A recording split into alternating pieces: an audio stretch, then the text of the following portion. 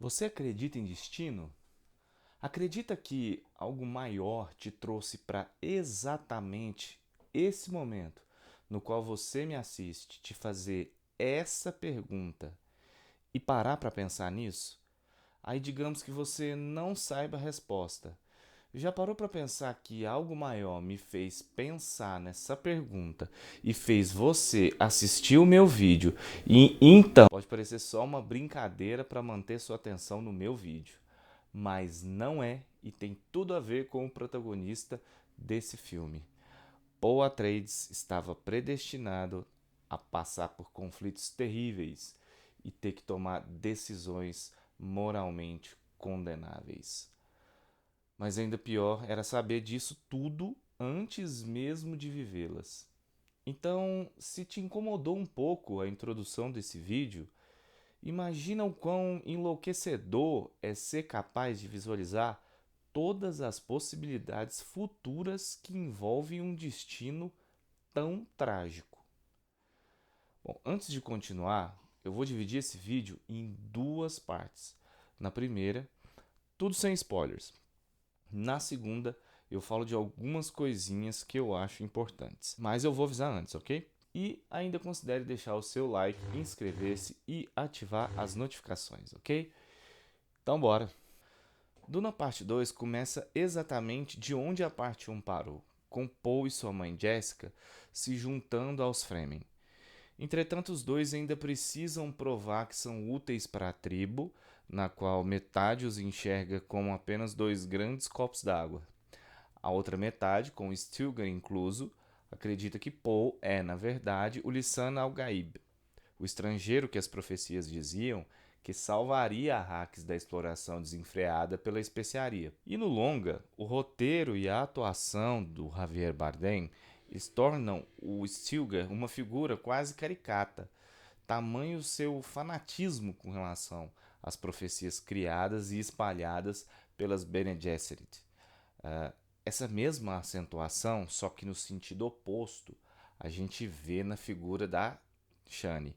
Ela é extremamente cética com relação à figura messiânica do Paul, mesmo que sua motivação principal seja o medo de perder o seu amado. Bom, combinadas, as figuras dos dois personagens delineiam a discussão sobre o aspecto religioso da trama, mostrando como o seu poder de manipulação de massas também é utilizado como justificativa para guerras e genocídios. Para completar, a Rebecca Ferguson e o Timothée Chalamet, os verdadeiros manipuladores, eles têm atuações excelentes nesse sentido. Eles vão modificando e realçando as suas posturas à medida que eles vão ganhando mais poder. Eu já chamei a atenção no outro vídeo, aliás, se não viu, convido a ver também, para a escolha que o Villeneuve fez com esse projeto, de uma pegada mais blockbuster. E a ideia de marcar bem os personagens, onde cada um representa um aspecto de temas mais profundos, é para mim certeira, porque ela simplifica a narrativa. Olha, vamos ver um exemplo com os principais vilões da trama. O Barão Harkonnen, ele seria o chefão, o cabeça de tudo. O Raba é aquele capacho incompetente. O Fieldhatter é o subordinado psicopata que todo mundo teme de fato. É um tanto óbvio, sim, mas funciona. E o legal de Duna é que eles não são os únicos vilões da trama, então há mais camadas que a tornam mais interessante.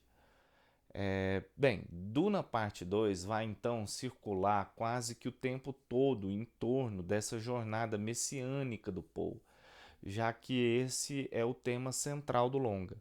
Mas dele é que partem as ramificações que o Villeneuve quer destacar, como a religião, né, a forma como as religiões se originam, podemos dizer, a vingança, a guerra, os seus dilemas éticos e morais relativos a ela, apropriação cultural e o amor. O amor entre o Paul e a Shani. E É tão evidente que o longa enfatiza isso que o próprio cartaz do filme ele não traz apenas o Paul, ele traz ele e a Shani. Repare que desde o início do filme há sempre ali uma troca de olhares entre os dois, há sempre a câmera alternando entre um e outro quando eles estão na cena. Tem os dois fazendo o passo da areia como se eles estivessem dançando juntos. Achei uma cena muito fofa. É, o amor entre os dois é a chave que abre as portas para o destino de Arrax. E eu gosto da forma como ele é trabalhado no filme, sem extrapolar a barreira que o tornaria um melodrama.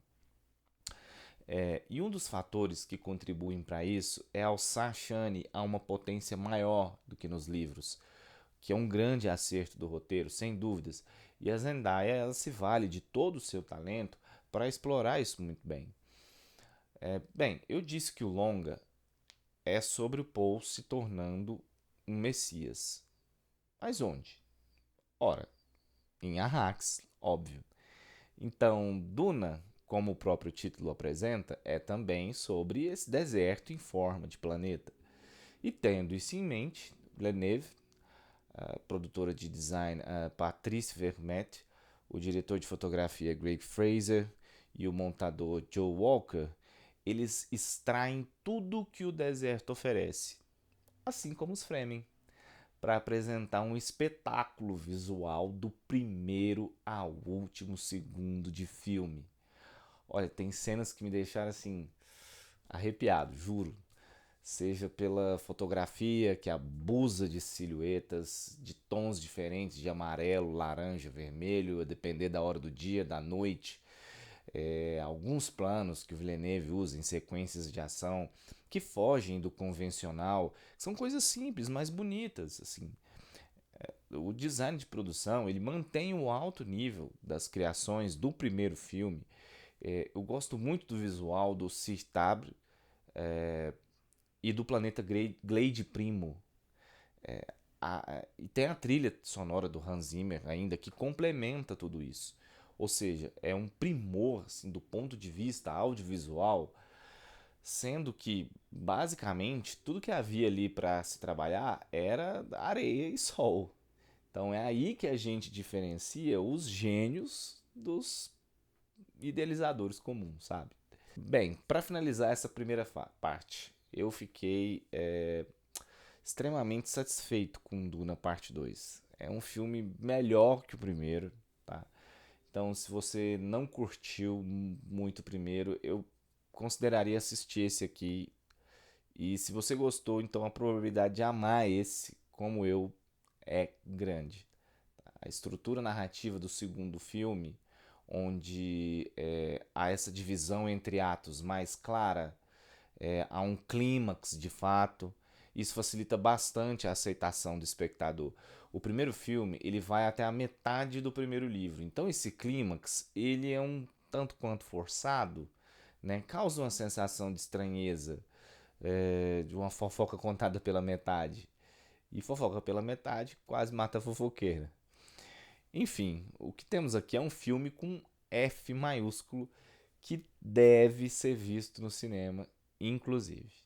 Bem, agora se você não viu ainda o filme, pausa o vídeo, vai lá, compra seu ingresso, vai ao cinema e cola aqui comigo depois na parte 2 desse vídeo, porque tem spoilers chegando, tá bom? Bom, nessa segunda parte eu vou comentar alguns momentos do filme e é impossível fazer isso sem citar o que de fato está acontecendo. Portanto, só para quem viu o filme ou se você não está nem aí para spoiler. Para começar, o que foi toda aquela sequência do Paul montando o verme da areia?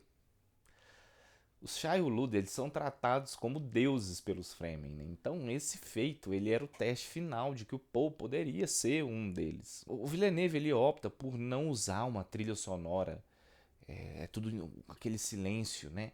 Até que ele de fato consiga montar o verme. E isso combinado com a montagem vai criando uma tensão assim absurda. Os planos em primeira pessoa também, eles são ótimos, porque eles mostram aquele turbilhão de areia que vai envolvendo o personagem, e a gente tem uma ideia do quanto que aquilo era perigoso, quase que assim, impossível. que torna o feito dele ainda maior e nos faz comprar essa ideia de que ele é de fato um predestinado.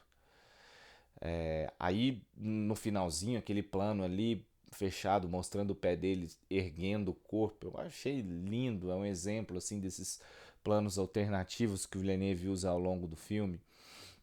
E quando eu digo alternativo, a minha referência são os filmes do gênero, que são os filmes de ação.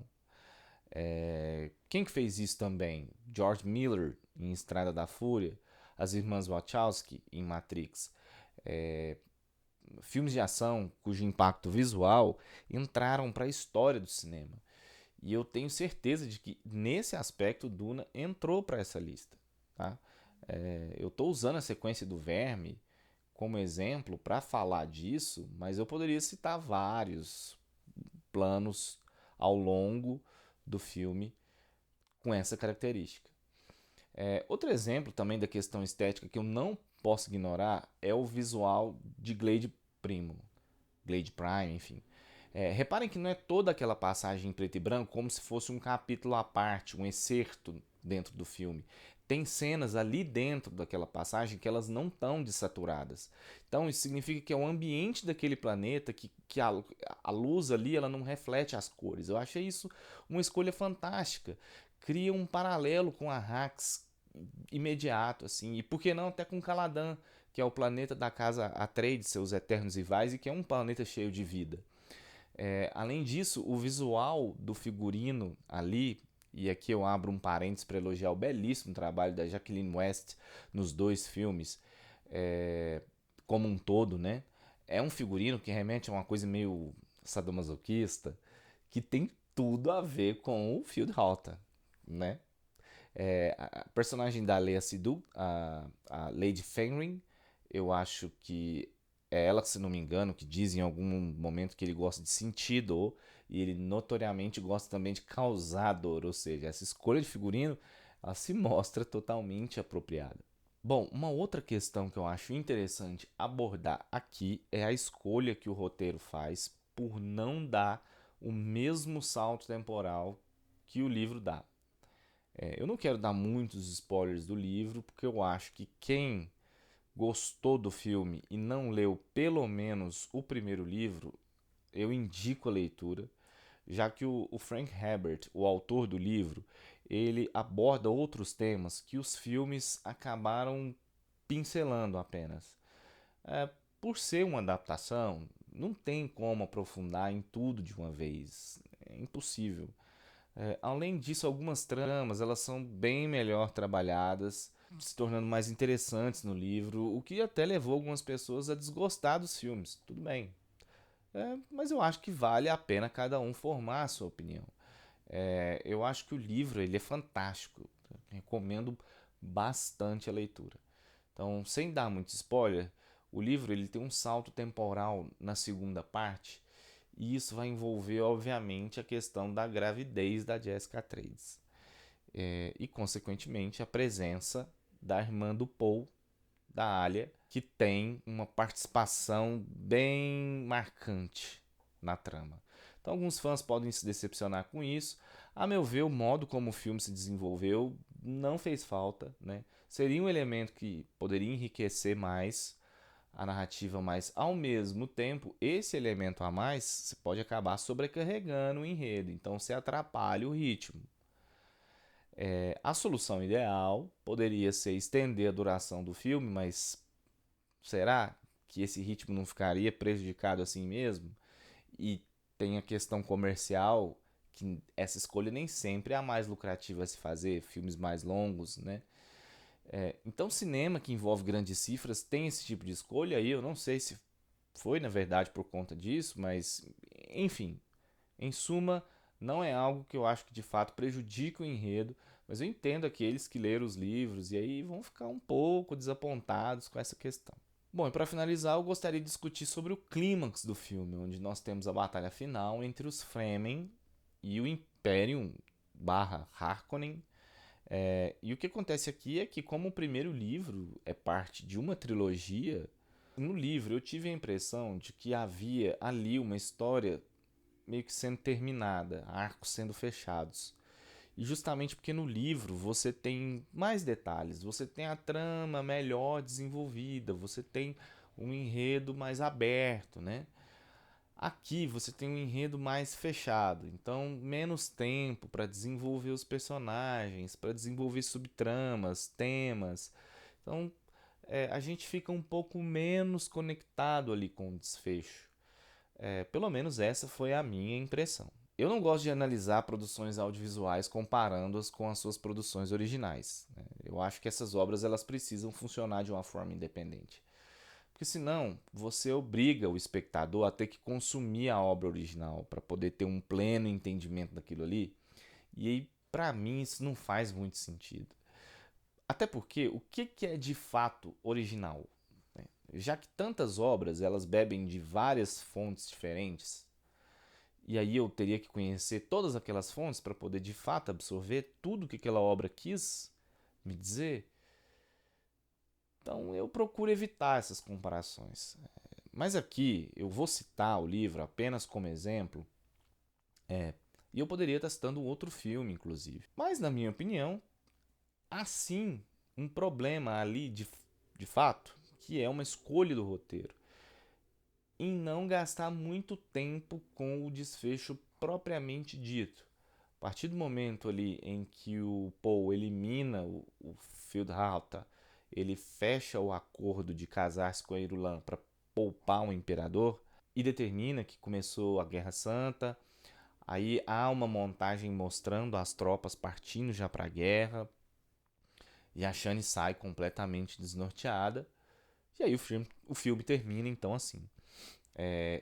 Esse arco da relação Paul e Shani, que guia toda a narrativa, ele fica em aberto. Então eu não sei se essa é uma escolha novamente comercial, deixando explícita a existência de uma continuação, ou se foi uma escolha de roteiro inadequada. Pelo menos essa é a minha visão. E se eu pudesse citar um problema que o filme tem, é esse. Eu acho que o desfecho ele é um pouquinho apressado. Mesmo assim, a conclusão de Duna, parte 2 é monumental, é uma montagem excelente, visualmente irrepreensível, a vingança dos Atreides sendo concluída. Já a jornada do agora Muad'Dib ainda tem um caminho tortuoso a ser percorrida, e pelas mudanças com relação à obra original feitas nesse filme, eu acredito que o terceiro longa ele vai ser bem diferente do livro. E isso importa? Para mim, não, pois o projeto é coerente com aquilo que ele se propôs a adaptar, né? Ele traz excelência em todos os seus aspectos técnicos e empolga, entretém, constrói o universo de Duna de uma forma sublime, entrando para a história como um dos maiores filmes de ficção científica de todos os tempos. É isso aí, até o próximo vídeo.